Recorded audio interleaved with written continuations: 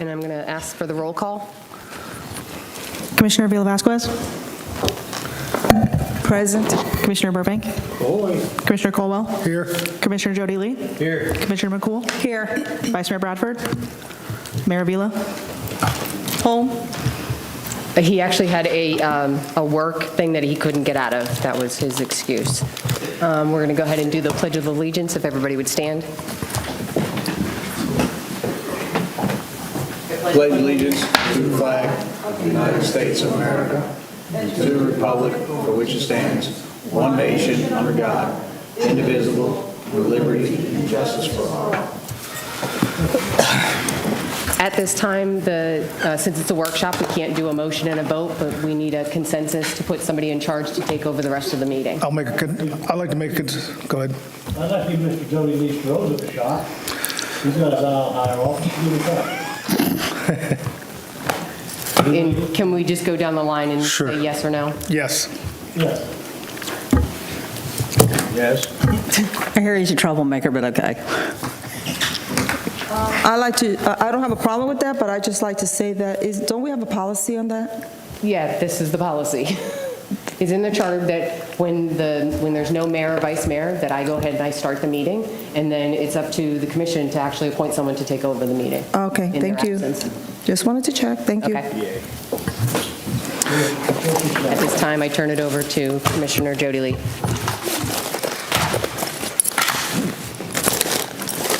Don't be all rowdy because I'll fucking hate you.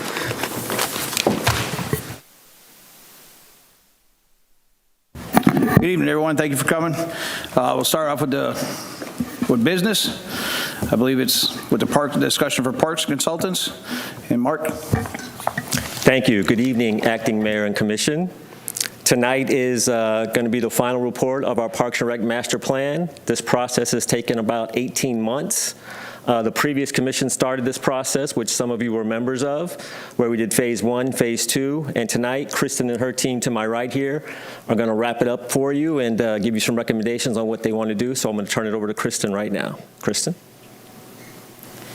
Thanks, Mark. Good evening, Acting Mayor and Commissioners. Thank you so much for having us here. Let me get the PowerPoint up. I think it was projecting the wrong thing. How do I make it, hold on. Okay, good. Sorry, I didn't know how to flip it from the agenda. Thank you all for having us tonight. My name is Kristen Caborn. I'm the Director of Park Planning at GAI Consultants. As Mark mentioned, we have been working on this plan for 18 months. We did do it in phases. The idea was that it was going to go across 2 different fiscal years, but then we did have a little bit of a pause in the middle of the project between the phases while there was some turnover in staff. So we are really excited to be here this evening. I have with me Andrea Pinuela, who's a landscape architect. She's been working with me on the plan since the beginning, as well as Daphne Green, who is a planner who works with us. So it is workshop format. I have a lot of content, but by all means, I don't want to stand up here and talk at y'all for the entirety of the presentation. So please feel free to stop me, ask questions as we're going through it. There's a lot of content here. We do have about 45 or so slides, I think was the last count. So just if y'all are kind of timing it. But we're covering 4 main topics. I'm going to go through the original purpose of the plan, and for those of you all who have been here since the beginning, this is some of repeat information, but since we do have new commissioners, we're going to go back and just cover the reason that we started the plan, the process of the plan, a little bit on phase 1, which was existing conditions. It was basically assessing the entire park system. And then phase 2, which is creating the vision, which is where we really take the input that we receive from the public and match it with what we see as the existing conditions, and then come out and create a vision for the next 10 years. So the Parks and Recreation Department, excuse me. So really the purpose of the master plan is to update and refresh. Believe it or not, you all do have an older master plan. It's been many, many years since it's been looked at. Many things have happened in Deltona since the last plan, and we wanted to take into consideration not only your last park system plan, but also some of the other plans that the city has made as a whole and how they fit into the previous vision. create a blueprint for the future. The idea is that over the next short, mid, and long term, we have some publicly supported, publicly informed decisions on how to spend very valuable capital improvement dollars in the park system to provide a level of service that is ideally equitably distributed across the entire city. And then also improve and sustain and enhance what you already have. You all have a great actual network of parks across Deltona, and we want to make sure that they're not forgotten and that they get updated and brought in with the rest of the potential new parks that keep up with growth. So we're going to talk about that as we get a little bit later on in the presentation. But as I mentioned, we take all of the input from the public. We were very lucky in the beginning of this project to have been able to do a statistically valid survey as part of this, and that is where we work with a subconsultant. I'll talk a little bit about it, but basically the results of the survey is the best tool for us to engage people who might not otherwise be engaged with the city. And that's important because we all know, especially after COVID, people don't come to public meetings. We did have a nice series of public meetings. We did get some attendance, but the people who come to the meetings tend to be ones who are already very engaged in the city and have time, quite frankly, in the evenings or during the day to come talk to consultants about the system. So it's really important for us to get this statistically valid survey as part of the planning process. They match the demographics of the responses with the demographics of the city so we can ensure that no one is under or overrepresented as part of the population. And then we took input from the data, which is us going out and visiting all of your parks. We inventoried them. We have a full GIS-based database of all of the data of your parks, all of the existing conditions of your parks, and it allows us to get through the mapping process. And you'll get to see that as we get through it. Again, phase one existing conditions is what I just talked about. So just taking you through the field collection, this is what we do actually in the field. We use iPads and we go to each of your parks and we basically rate all of the amenities, but we rate it from a user's perspective. And what this allows us to do is to be able to rate your amenities against your own amenities. So if someone is visiting a park in Deltona, we have a very simple 1, 2, 3 scale. The 3 means it would meet or exceed a user's expectation. So if they were going to a park in Deltona, is the park really have a wow factor? Is it the one that we're like, everybody wants to go to this particular park because it's got the nicest playground? So that would be a 3. A meets expectations, or a 2, is the park is serving its intended purpose. It's clean, it's safe, it's modern, and it's just what you would expect. And then the 1 basically means that it's not meeting expectations. And again, this is important because we don't want to compare your park system to any other park system in Florida. We don't want to compare it to Seminole County.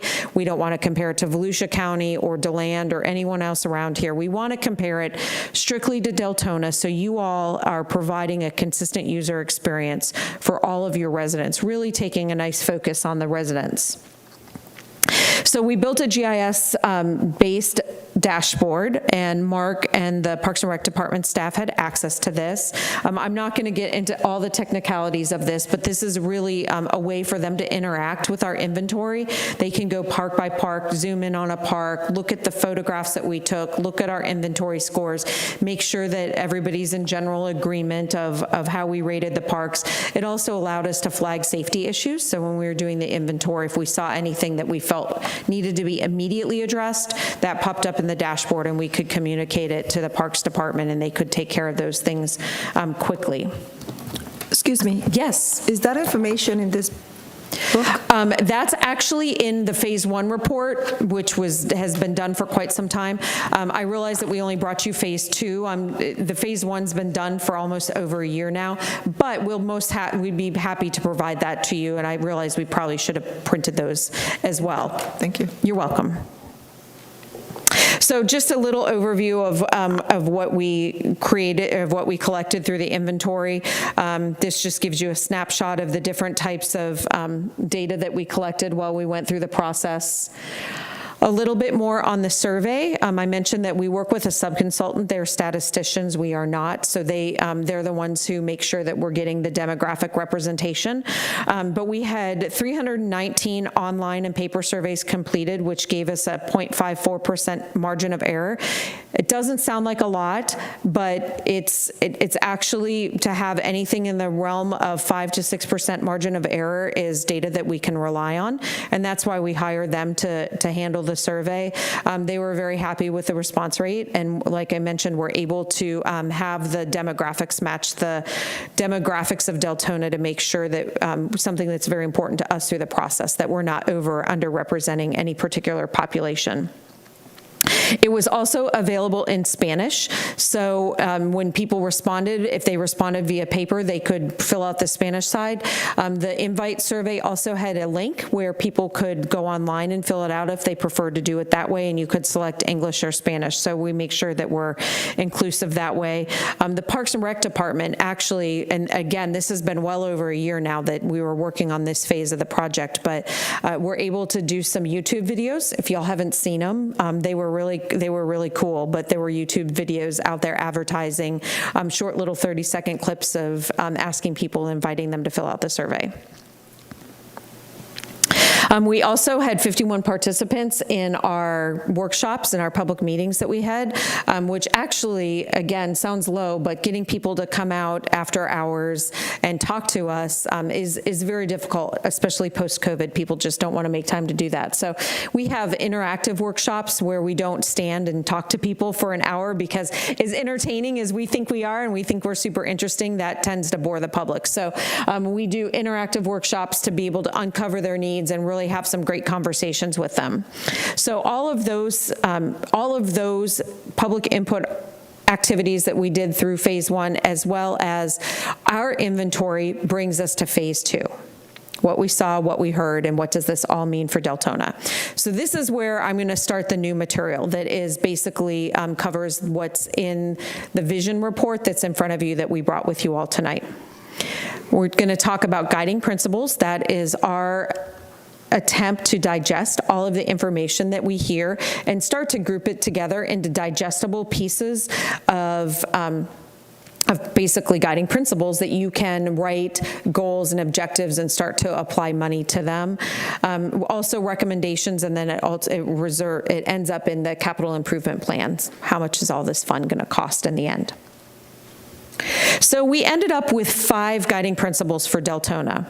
And the idea behind these is we can create all of the goals, all of the objectives that are going to lead Deltona Parks and Recreation into the future under these 5 kind of headings that are easy to digest and also helps to organize the input and organize the vision moving forward. So improve existing. You all, I mentioned, have a really nice geographic distribution of parks. They're well loved. You can tell that they are well loved and get a lot of use from the public.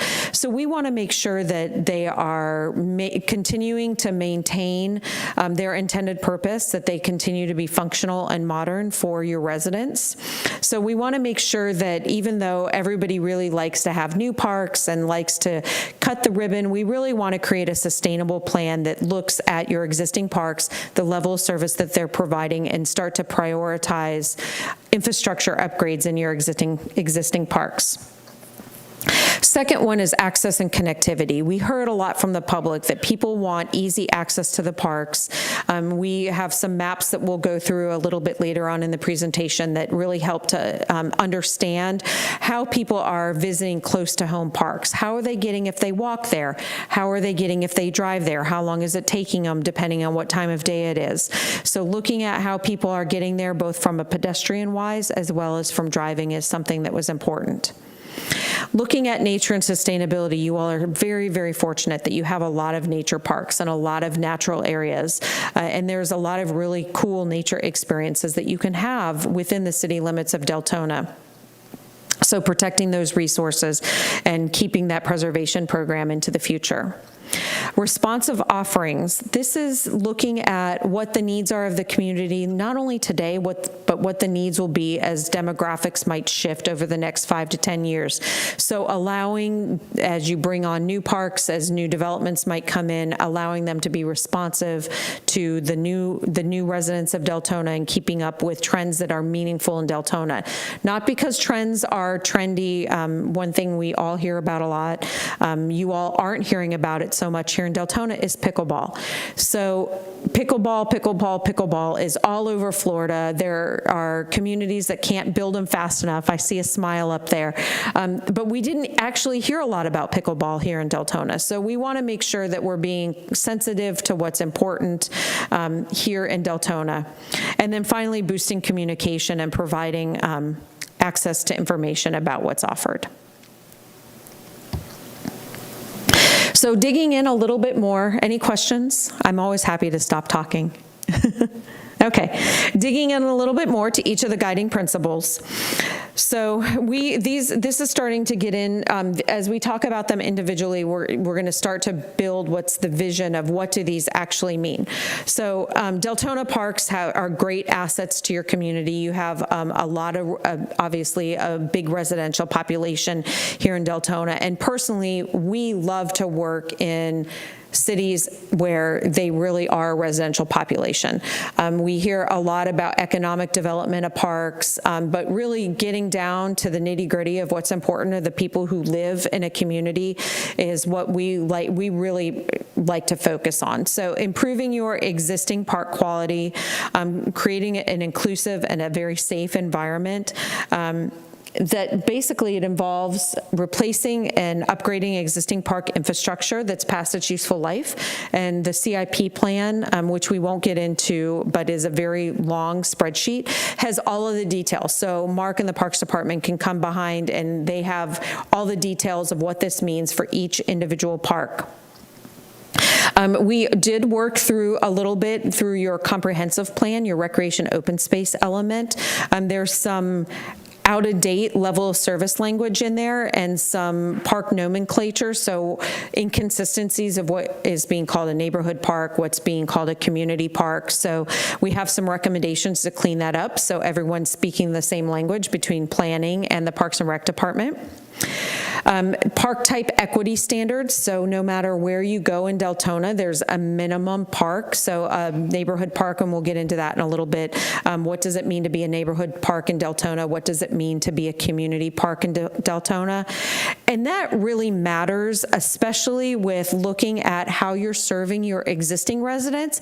But then at the end, if you're negotiating with developers, we recognize that a lot of times having a specific jurisdiction provide for all of the parks and recreation needs isn't always feasible, especially when a lot of developers are building HOA type parks, and then they might build it and want to turn it over to the city, or they may want to build it and in lieu of the city providing a park in a specific area.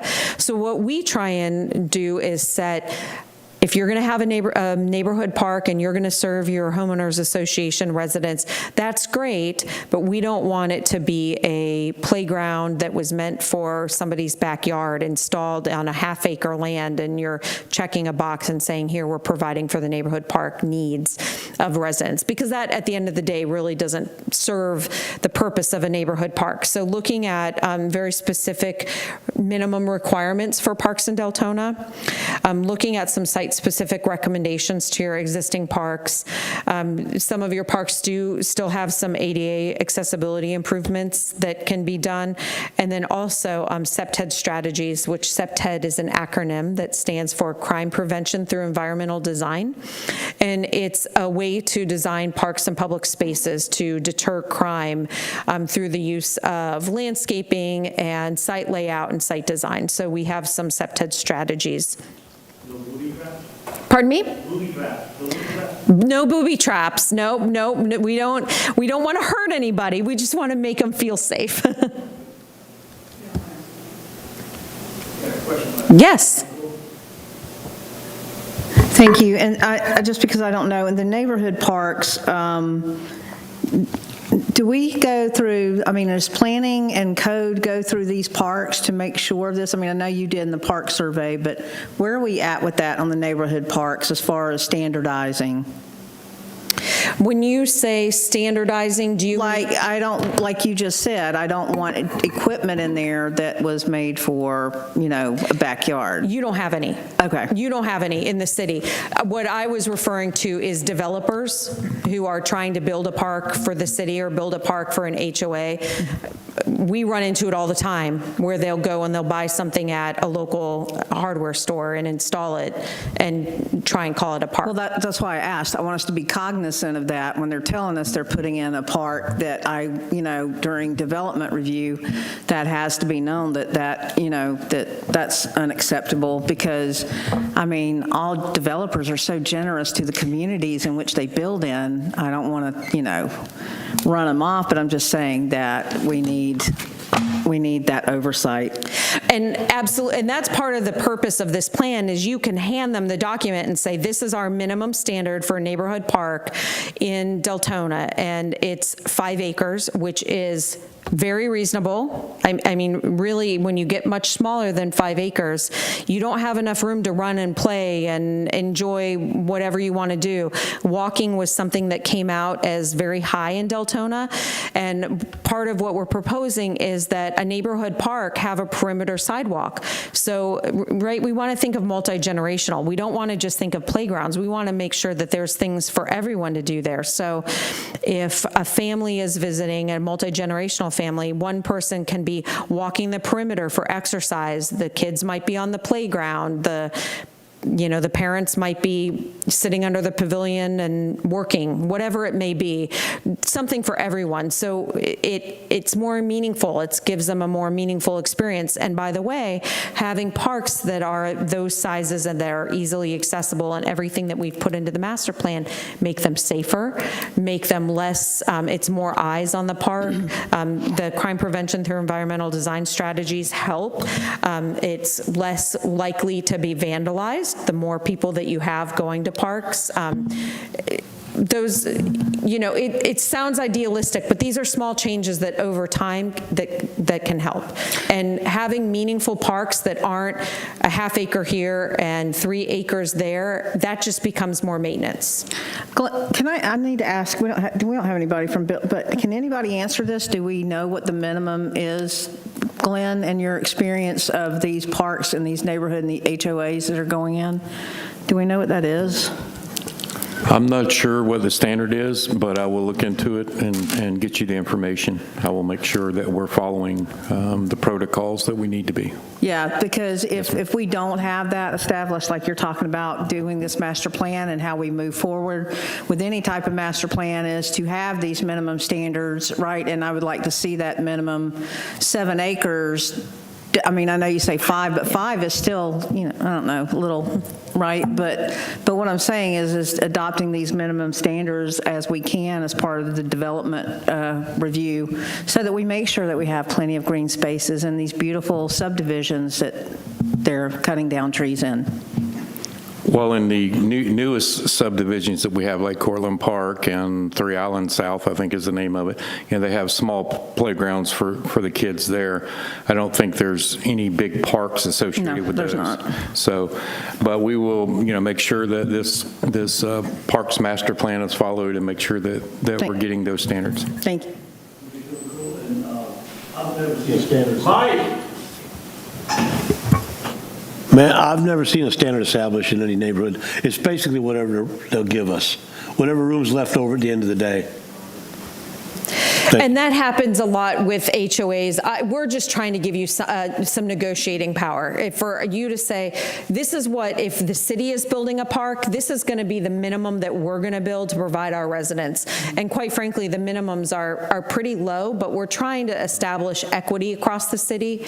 So if the city were building a park, this would be what your minimum is. So, it's always, development reviews are always a give and take with developers. So you can say, how you adopt it into your land development code is a different story. But we are, Exactly, and you're exactly right, and that's my thing, is that we have been historically very generous to developers, not the other way around, and I just want to make sure moving forward that we have adopted that large green space, because, they're not going to do it voluntarily, and this is a point that I bring home when we talk about any new development as far as our negotiating with them. I want as much green space for our children and our families as possible, so that's what I'm getting to here. Thank you.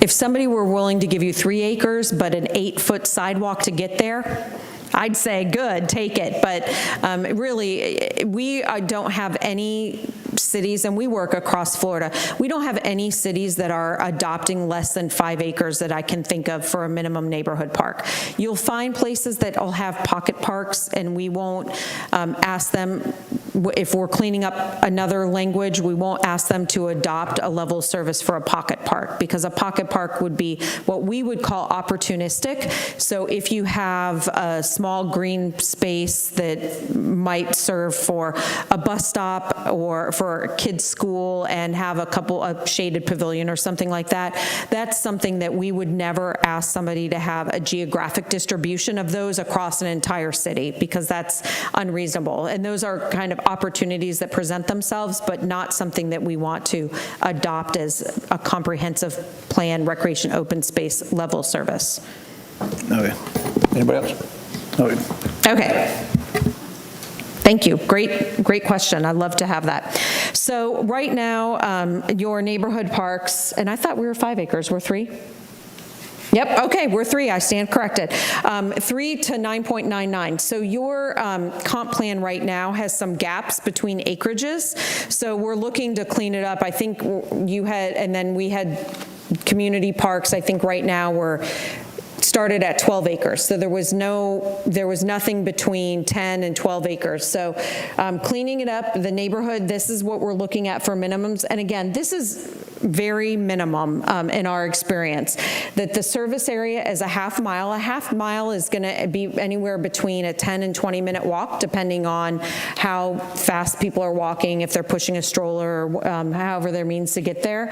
And then a mile would be sufficient access, but at a mile, most people are going to be driving there. So we really try and strive for walkable access. This is where people go after work, after school, to hang out and enjoy each other and really build community.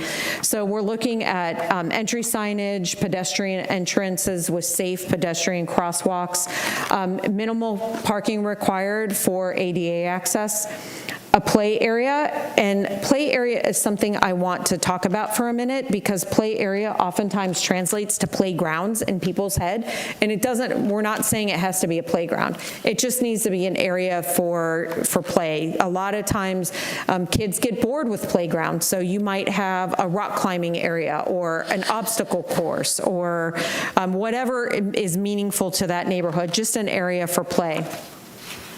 Opportunities for fitness, and this could be anything. This could be a sports court, this could be an exercise court, anything that the neighborhood is interested in where they don't have to be a member of a gym to get a workout in. Shaded gathering areas, can't say enough about the importance of shade in Florida. And then having comfort with the shaded areas, some benches, water fountains, trash receptacles, those types of things. Internal sidewalk network with tree canopy. I mentioned that walking is one of the most important things we heard through public input for Deltona. Having that sidewalk network where people can walk around and watch the activities that are going on, again, brings in safety elements and allows for multi-generational activities. And then safe pedestrian connections from surrounding neighborhoods so people can walk across the street, excuse me, I thought I was going to sneeze, to be able to get there. So one thing I want to mention that is not on this list is a restroom. And restrooms are very hot topics. I understand that people who have multiple children and one needs to go to the bathroom and the other one does not, what a problem that causes. However, we do try to be realistic when we talk about maintenance and maintenance dollars and maintenance staff and safety. So in a neighborhood park, ideally people are walking there. And if people are walking there, they can walk home to go to the restroom. I'm a parent. I understand how inconvenient it could be, but these are not sports fields. We're not looking at organized sports, so that we're just trying to be realistic in talking about your maintenance staff being able to clean them, the police department being able to safely patrol them. A distribution of restrooms across a city is the single most expensive, vandalized thing to deal with. I'm not saying you can't put them in. You absolutely can. If you build a new neighborhood park and you really want to put in a restroom, have at it, but we're not including it as one of the minimum standards. So community parks, the new park size minimum is 10 acres, and we're looking at a service area of 1 mile to 3 miles. And basically the idea, looking at some of the differentiators between a neighborhood park and a community park, is we're looking at larger destination play area, a play area that is people might drive across the city to get to. Also, this is where we bring in some more sports fields, community buildings, restrooms, and then large open play areas also. So these are larger parks, again, things that have a little bit more of destination amenities. And the idea is that these are a little bit more scattered throughout the city, but larger acreage. So looking at sticking with community parks, so the last one was the active community park. We also have the nature community park, because you all have very beautiful nature parks in this city. And again, we're trying to clean up the nomenclature of your parks, because everything ties back to the comp plan and to your adopted levels of service and your recreation open space element. It's very confusing. So we just want to make it cleaned up and much easier to implement and to understand. So instead of trying to take all of your large parks and have the blanket community park, we also have the nature park. We don't want to build sports fields in your nature parks. So you can see that basically looking at some boardwalk areas, some observation areas, but really trying to be sensitive to the resources, the natural resources that are on the site. Ma'am? Yes. The nomenclature, are you aware that the city is currently going through an evaluation appraisal report? This might be a good time to put those two things together. Yeah, absolutely. And yes, and they're supposed to be done every, like at a certain 7 years, I think is what it's supposed to be. We're doing July. Yeah, so this is the perfect time for planning to pick this up and clean it up as part of the recreation open space element. So there's a whole section in the report that kind of looks at that and adopted level service.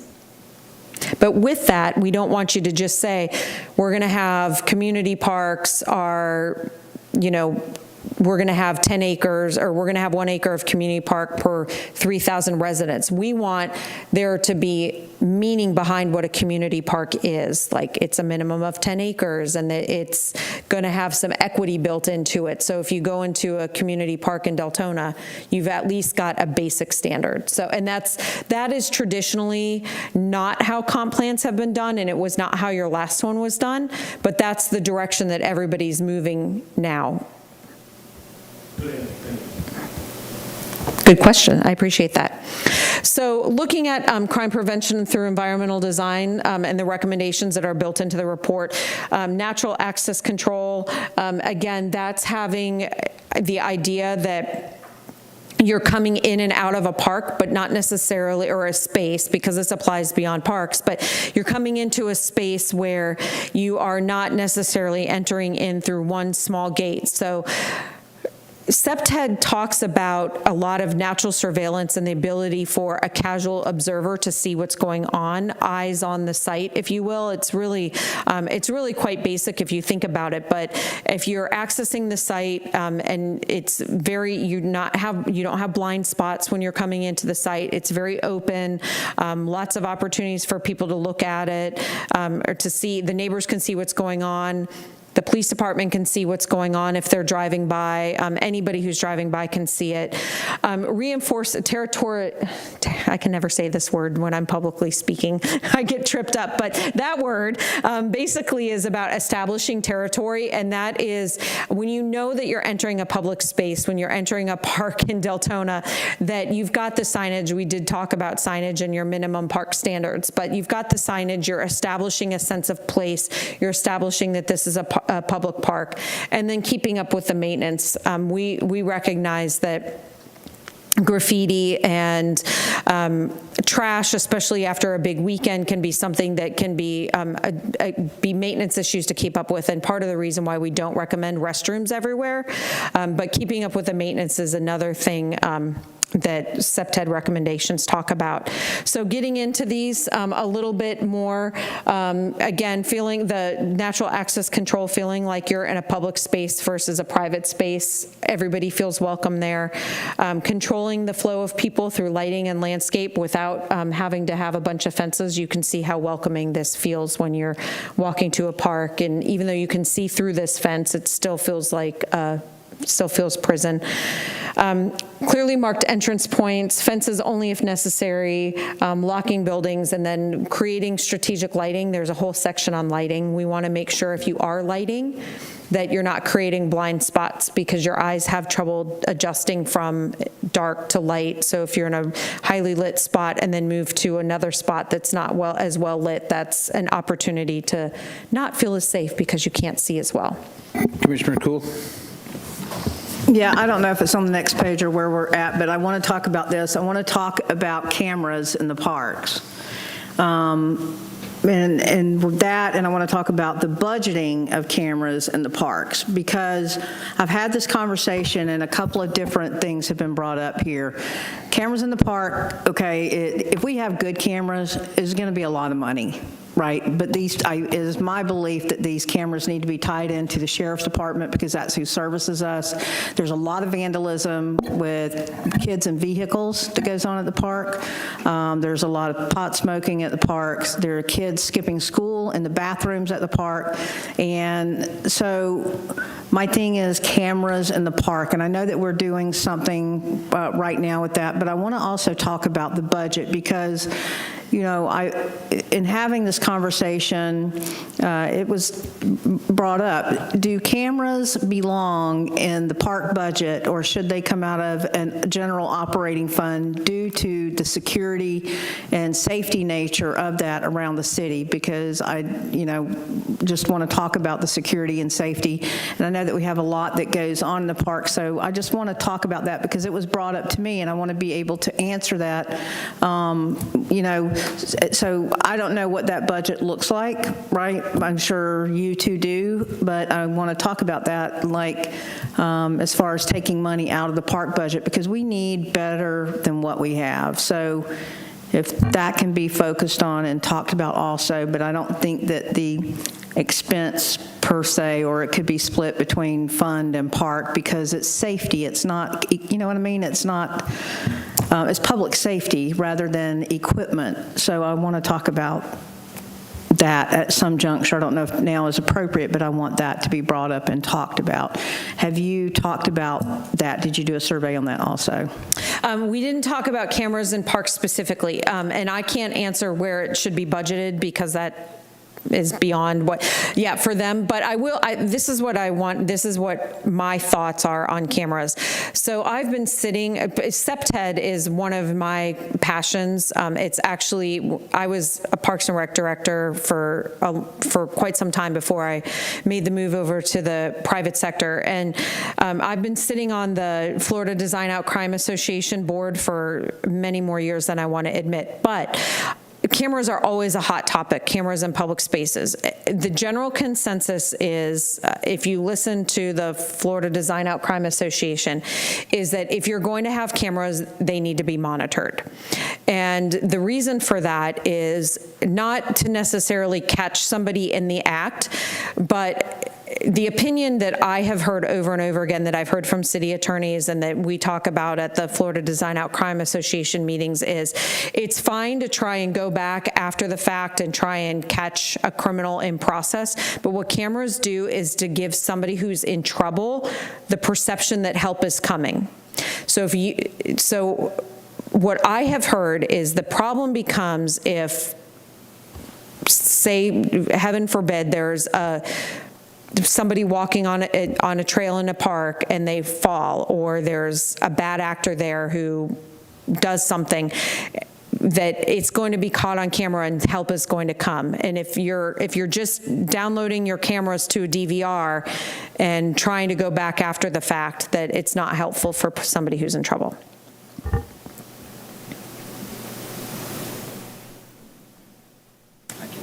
So what we will be doing is we will be going through the budget process with the cameras. Right now, Parks and Recs, in their budget, they have their cameras for their parks. Deltona Water has their budget for their cameras, that kind of thing.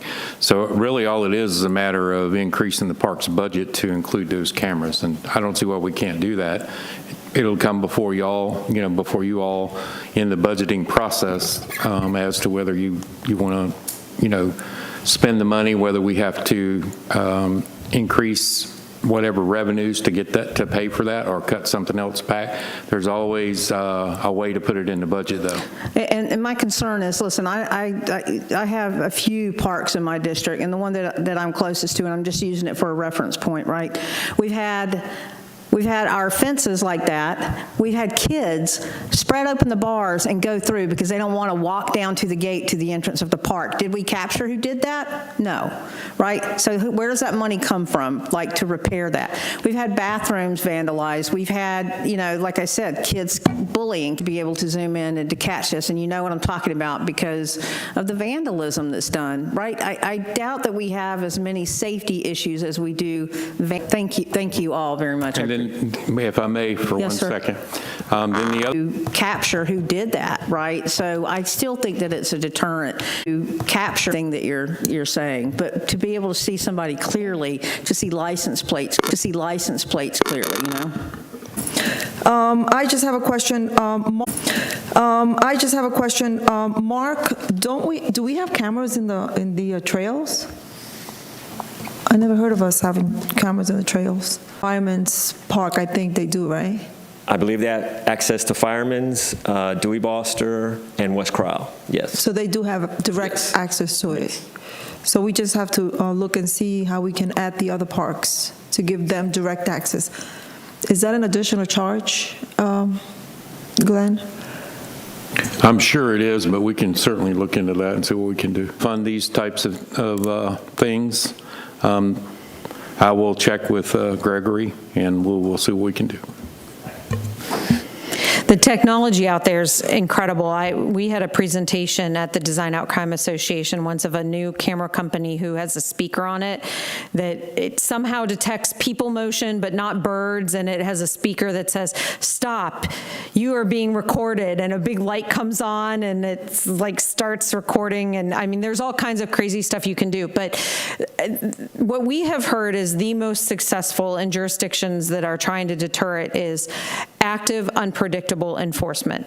So having the cameras monitored, somebody who can go out if something happens right then and catch people in the act, and enforcement that's inconsistent. So if you've got people, if you've got park rangers or the sheriff's department or park staff driving around, that it's not on a predictable schedule. Like, all right, they were here at 11 p.m., they're not going to be back till 2 a.m. Unpredictable and consistent enforcement is what we have heard is the most successful. But your problem's not unique. It definitely is something that it takes changes over time, but it can improve. And the good news is you all have a lot of residents who really love your parks. So if you get them actively going there and feeling safe there, that's going to help that much more, because citizen patrols are much more effective than anyone that you're paying to go through and patrol, because people will take ownership of their neighborhood park and won't want bad actors messing with their public park. So natural surveillance, I think we've talked about, I'll run through this because I looked at the clock and was like, is it already 7:15? Thank goodness it's not. But I think we were trying to keep to an hour. So I'm going to try and run through these, but these are just some of the more specifics on the CEPTED recommendations. They are all in the notebook or in your report, and I've covered in generality some of them. So site-specific recommendations, you'll find that what we have done is we've identified some specific sites that are large enough to probably warrant a site-specific master plan. And that basically means going in, taking a fresh look at the park, opportunities and constraints of the park, how can we renovate it, but really engaging the neighborhoods and the users around those parks. So we've identified 4 of them. I do want to call your attention to West Corral because it's due for a gym renovation. It's something that came up through the process, and it's something that probably you could build 10 basketball courts there and they would still bust at the seams. So we've recommended site-specific plans for those 4 parks as well as improvements throughout the entire system. Access and connectivity, again, this is not only ADA access through it once you're at a park, but also how you get there, where people can walk, bike, be part of an active community, having safe, you can see, I joked and said if you had a smaller park that had an 8-foot sidewalk to get there, that we would take that trade-off. But starting to look at how comfortable people are getting there, you can see you've got some nice shaded areas, a bench, trash cans. All right, so now I'm going to talk you through each of these maps and explain to you what you're looking at, because these are really important. And this is where we really are tying your geographic distribution of parks across the entire city with the quality of service that they're providing. And these maps, when you look at them, there's a lot of nuance to them. So I'm just going to take you through them. So as you're going back and looking through the report, you have some context of what you're looking at. Of course, we've got the city boundary, and then we've got the city parks, which are the darker green, the conservation areas, which are your lighter green, and then other open space, which is kind of the mid-level green. We're also showing the trail network. So those are all of your existing infrastructure, if you will. So then what we do is we map the service areas. So we talked about as part of your level of service is having an access-based level of service also, with the idea, again, Deltona is a residential community. We want people to be able to get to their neighborhood park easily. So what we do is we look at the walkable, we look at the high service access of a half a mile, and then the sufficient access, which is a mile, and we look at from park entrances. So we're not looking at just the entire boundary of the park and are you within a half a mile of anywhere in the boundary, because if there's no way to access the park along the perimeter, it doesn't help. So you can see that when we're looking at neighborhood parks that there are some unserved areas. And on the screen, the color doesn't come through really well, but the yellow is existing unserved residential areas.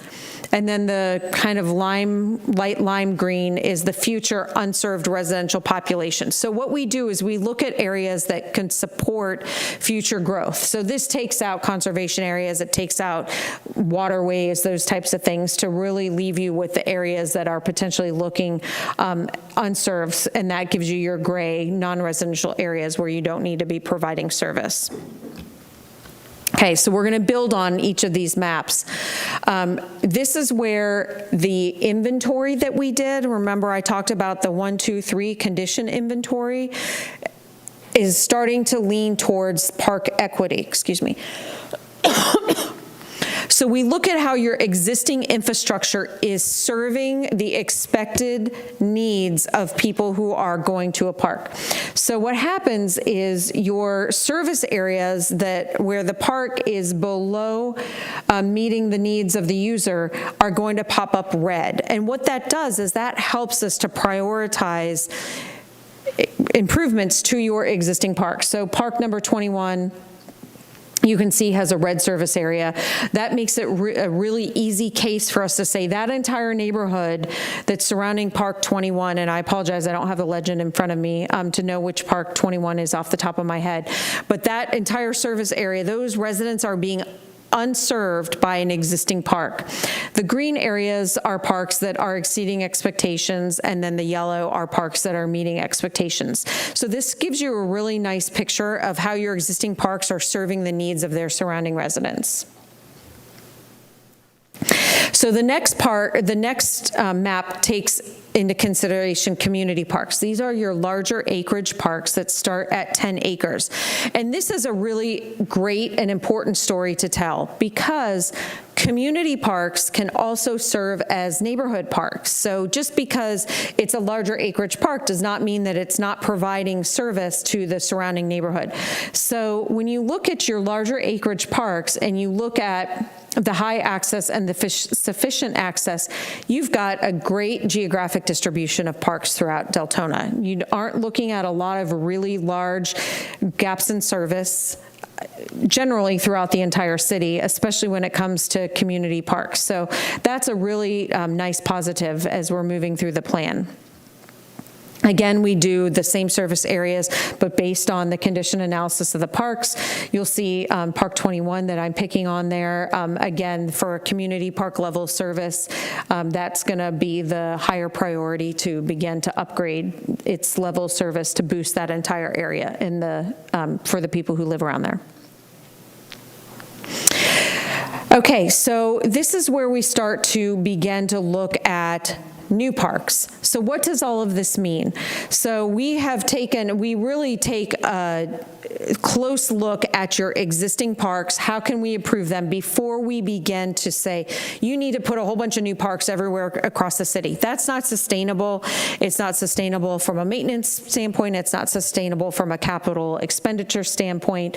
So we looked at, you probably need 4 to 5 new parks across the city, but some of these you're able to leverage some of your existing city-owned property. A lot of your city-owned property that's not developed in a park does have natural areas and some wetlands and things like that associated with it. But if you start to apply the minimum park standards, especially for a neighborhood park, investigating some of these sites a little bit closer to see if they actually have enough acreage to carve out to provide a neighborhood park level service will really help to fill some of those gaps, and you don't have to get into land acquisition, especially when you're looking at an area as built out as Deltona.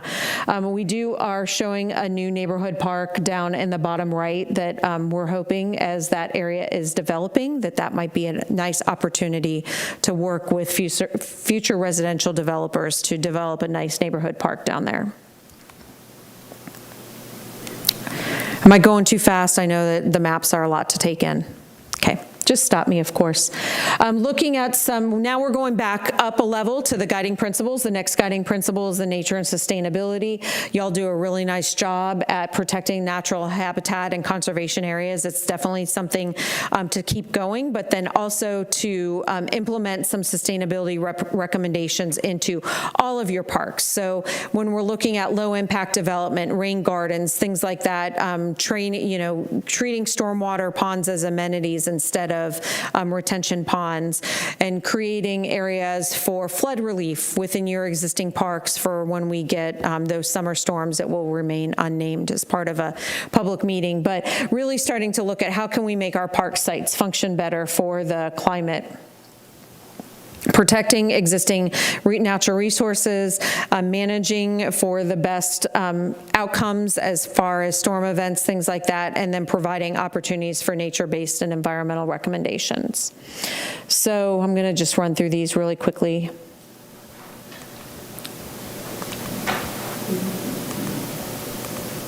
Because there's a lot of them. Little changes that can make a big difference. All right. right, so then the next guiding principle is responsive offerings. And this is really keeping up with what's important to Deltona, not necessarily what's important to national trends or even trends in Florida, especially when we're talking about the 4 site-specific master plans that we're recommending for your existing parks. Being responsive to the neighborhood, being responsive to what the people who are going to be using the parks every day, what's going to draw them in, what's going to have them enjoy their park. Some of the specific things that we're looking at is studying the feasibility of aquatics and additional indoor recreation space in Deltona. That's a big undertaking, and one of the things that we want to make sure is that if you all are going to consider more of a community recreation center, which at your current population is probably something you should have, and something that we heard from the public that is important. We want you to understand what not only the capital costs are. People always look at me like I'm crazy when I say capital dollars are easy to come by, but the reality is capital dollars are easier to come by than ongoing long-term maintenance and staffing. And a lot of times recreation facilities and aquatics facilities are not revenue generators. They are going to be operating in the red.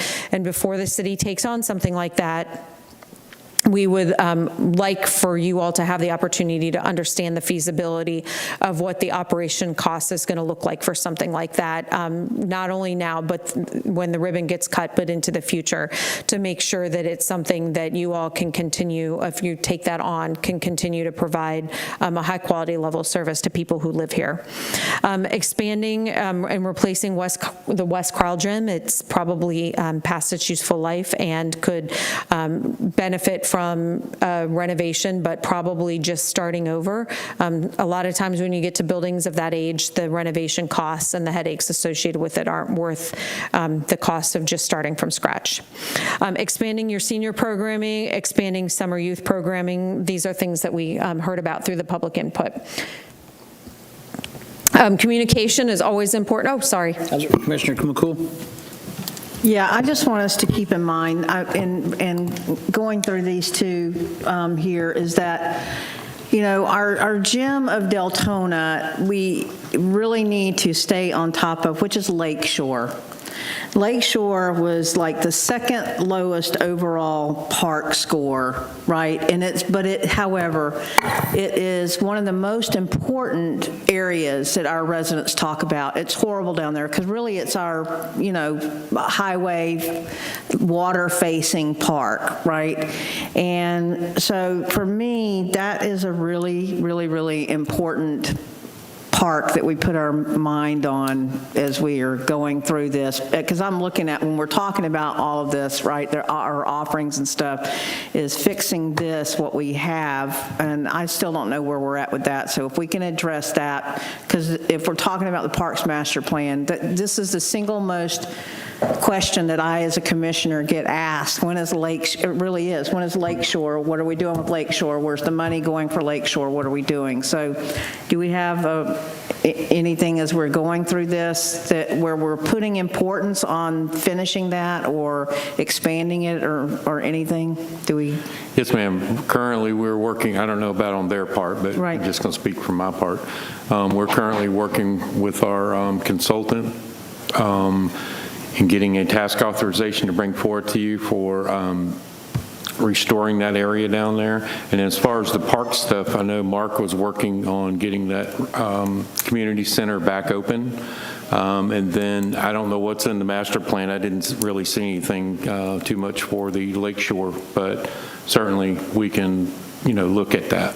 But we are moving forward to try to get restoration. We're working with multiple partners such as St. John's, DEP, and others to close that project out, you know, and get it restored. If we could have, and even at minimum, here's the thing, is that getting information to the public proactively, if we could, because it really is, it's indicative, I think, of frustration with other projects, is just not having the information. If we're being slowed down by St. John's, or if people like time frames in which to expect things, you know what I'm saying? Even though we can't say, oh, it's going to be restored by here, I think that keeping everyone informed, you know what I mean, of the progress is important. Yes, ma'am, and St. John's is not holding us up. We're just working on trying to get the project closed out. There was something in the city manager's report, I think it was the last report that was put out. It might have been the one before. And then Ms. Wallace has been on the city manager, the video, talking about 4B on this very last one. I don't know that it's come out yet, but there is some information.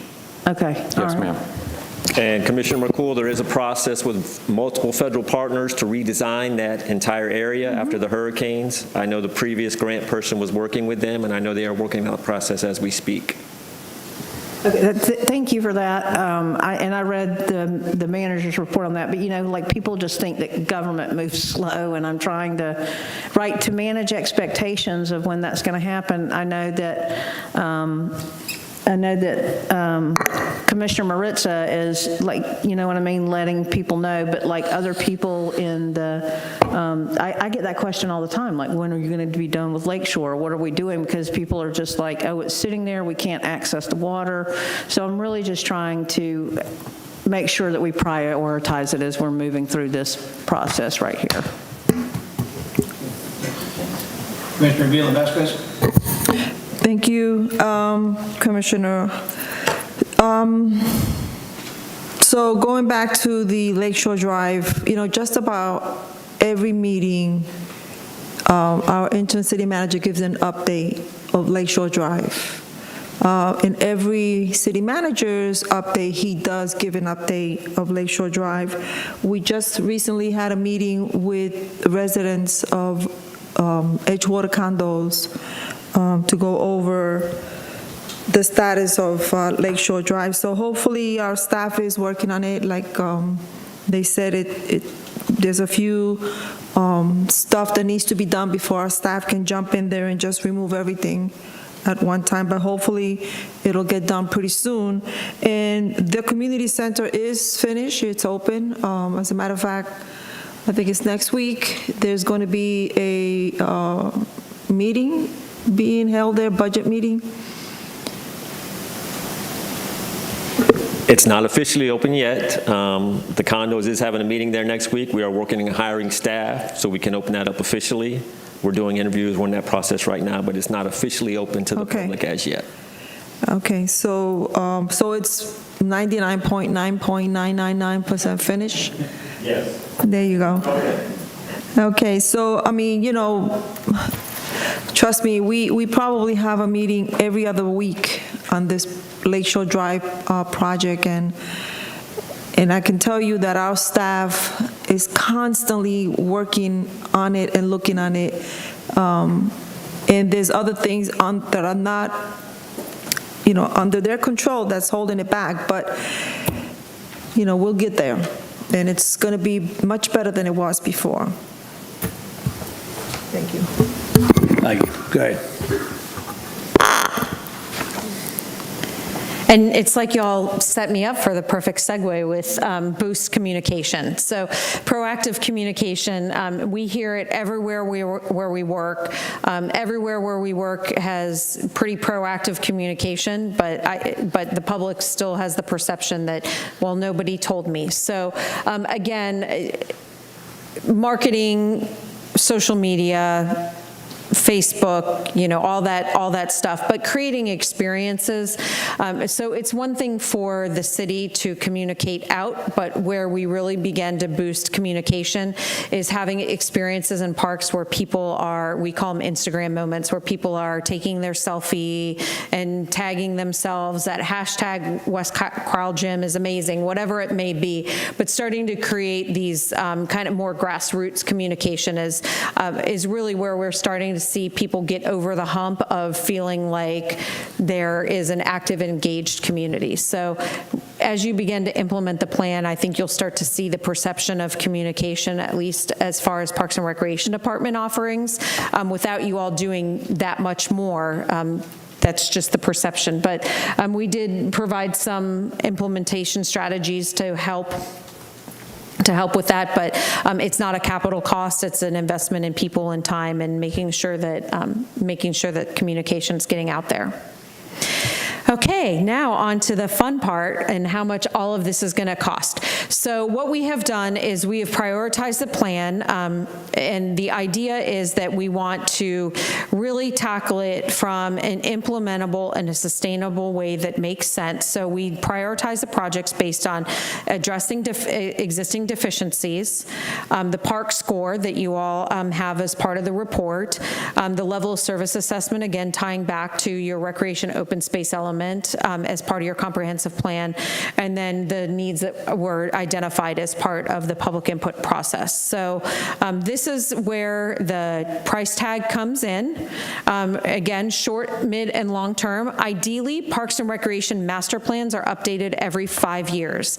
So what we try and do is put in the short term is something that can be done in this planning cycle. So it would be something that there are some low-hanging fruit recommendations in there right now that the Parks Department can begin in the current fiscal year, but the idea is October 1st, 2024 is when starting to implement these short-term priorities. So as you begin your fiscal year 24-25 budget process next year, early in 2024, you've got these identified. And then anything that doesn't get done in the short term that falls into the midterm and long term is what becomes reevaluated in 5 years. So every 5 years planning process, there's a method to that madness. Number one, it stays ahead of the evaluation and appraisal report process, but also make sure that you're being responsive to the changing needs, changing demographics, and it's not a wholesale, let's start the planning process all over again. The idea is that your inventory is done.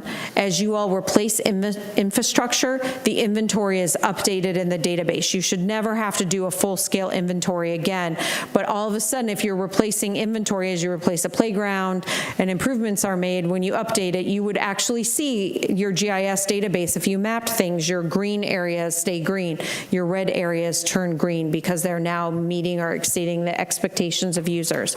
So in 5 years, we recommend a resurvey of the community and then a reprioritization of needs based on what you've been able to accomplish of your current master plan. So it's not another full-blown planning process.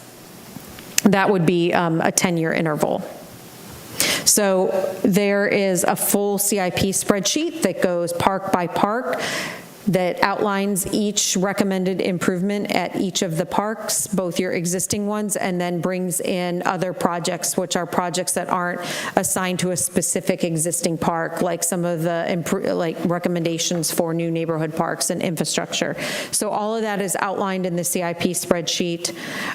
Looking quickly at how your short term breaks out in your 1 to 4 years, 13 parks with park deficiencies to bring them up to expected level of service, 9 parks with the greatest need for some park enhancements.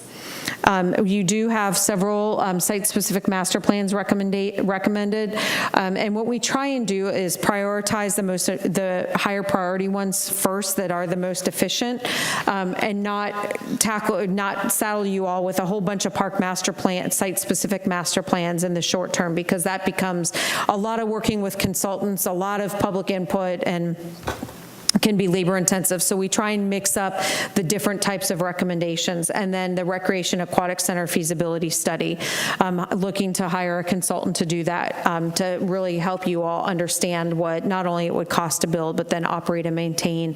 And if you really want to make an educated decision, if that's something that you would want to undertake. And that's where you get to the almost $25 million, which is a lot for your short term for the next 4 years. Midterm, we've got some specific park enhancements here recommended to existing parks, a couple more site-specific master plans to improve an existing park, and then 2 potential new neighborhood parks, and then the new potential recreation and aquatic center. And that's just, throwing a number at it because we don't know what the size would be, what the square footage would be. Architects that we work with a lot are saying that new construction is running in a $350 per square foot cost for a recreation center. So if you want to do your math and figure out if we have a 40,000 square foot rec center, how much it would cost, there's your number that you can use at least until tomorrow when it changes again.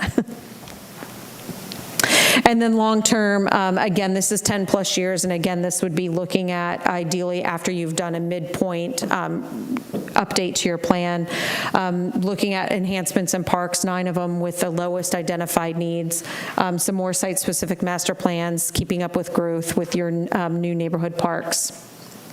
And then implementing the eco-village plan that is not part of your parks system plan, but that we all understand is an important planning process that you all are going through right now, and we're not privy to those costs, but certainly that's an important initiative that will influence your parks system master plan. And now I'm done talking. Now I have a question on this. When all this was being done for Phase 1 and Phase 2, Mark, was any of these parks retrofitted, playgrounds redone, any of this since the first phase and second phase? That's reflected in the CIP plan. But so it's already in this new one. All the upgrades that the Parks and Recs have been doing over the last couple of years are in this new phase, in Phase 2? Yes. Because Phase 2 created the vision, and you're right, there was a gap between when we did the assessment, when we did the actual inventory, which was 2021, and now we're in 2023. So we actually have met with Mark and have been working with Mark and gone through and updated the CIP spreadsheet. So if it's already been done, it's in there. Commissioner Burbank? Thank you, Mr. Acting Interim Part-Time Mayor. I would echo Dana McCool, Commissioner McCool on the Lakeshore Park. That is a top priority, and like her, I get a lot of questions about that. And there's also a public safety component to that. I understand that the Stone Island Fire Rescue, they actually use that ramp for their water rescues, so that has to figure into it also. I've been banging the drum for decades. God bless you. Bang the drum for decades about a community pool. Has anybody ever considered, in your experience, a community pool situated inside a special assessment district, creating a association, like you said, you do that in a neighborhood, the association would own that pool, there would be zero vandalism? So here's if I understand the question correctly, you're asking if like an HOA has ever... No, it'd be more like a CRA, I'm thinking. Oh, a CRA.